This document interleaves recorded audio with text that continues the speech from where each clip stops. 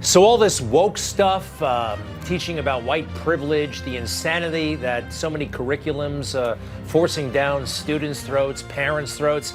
It's not only happening here in America, it's happening globally, and especially in the UK.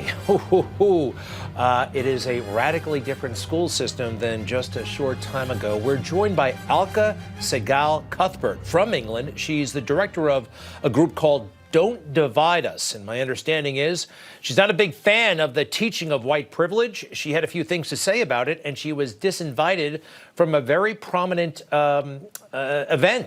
education event in England. Alka, welcome to Newsmax. How are you? Thank you very much. I'm very well, thank you. Thank you for inviting me. You bet. Wonderful. Listen, just broadly, if you could, over here in America, you probably know we are, gosh, everything seems to be upside down and people are apologizing for their race and all anybody talks about is race and they want first graders talking about race.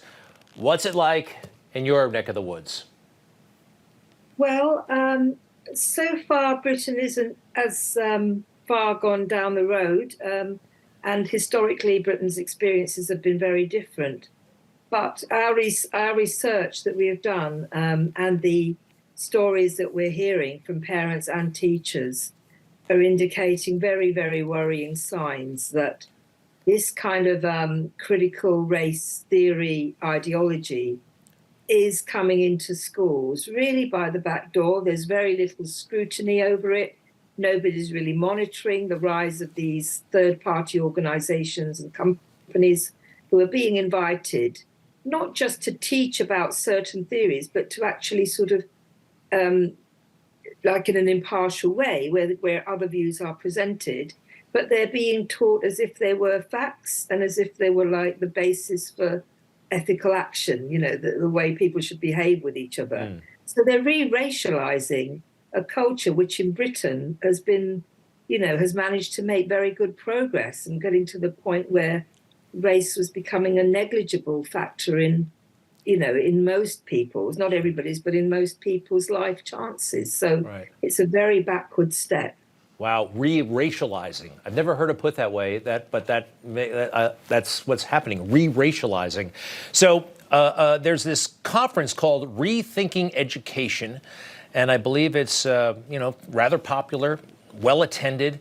It was held in North London, and you were all set to participate in a panel. But at the last moment, they said you couldn't come.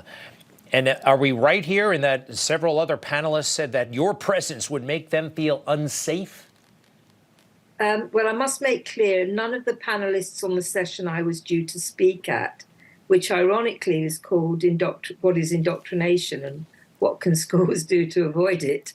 It wasn't those panelists. They've all been very supportive. And in fact, the session was pulled by the chair after I had been disinvited.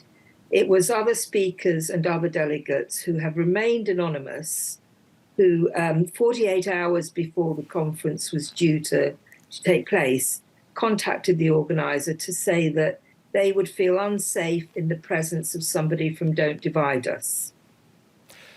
So, number one, that unsafe word, the moment somebody invokes that, it's like, whoa, watch out. You know, that is a very powerful thing to say. Obviously, it's being abused. Wow. So what is it about Don't Divide Us that they took issue with? And what are your thoughts about unsafe? I mean, give me a break. You don't look like a dangerous person. Forgive me for making assumptions here, well, yeah, I think maybe my children might disagree sometimes, but no, you know, I've never met these people. They haven't met me. I assume they have not read any of my academic work. That was not mentioned. It was specifically Don't Divide Us. Now, the core tenets of our campaign group are antithetical to critical race theory. So our position is we support the moral equality of all people, irrespective of social, economic, and ethnic differences. We do not believe that Britain is structurally racist, and we don't think that it is either truthful or helpful to try and impose a framework of white oppression, black victimhood on the way we understand ourselves. We think that will lead to social division, and it actually obscures looking at real problems that do exist in society, and it just creates a whole new set of, a quagmire of, problems that are fundamentally divisive. So those are our core tenets, which, as it happens, are majority views. Like poll after poll in Britain shows that is what the majority of people believe. So when they disinvite me, they're not just, personally insulting me and my academic credentials. They're not just denying my free speech or the freedom of other people to hear me speak. They are also delegitimizing, what most people believe. And I think that is, from a democratic point of view, is very, very dangerous, because it means people become scared to voice their spontaneous thinking.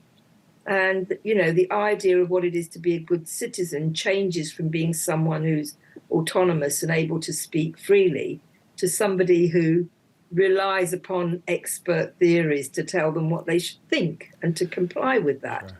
So it's very authoritarian in our view. Very much indeed. Folks can go to don'tdivideus.com, don'tdivideus.com for more information.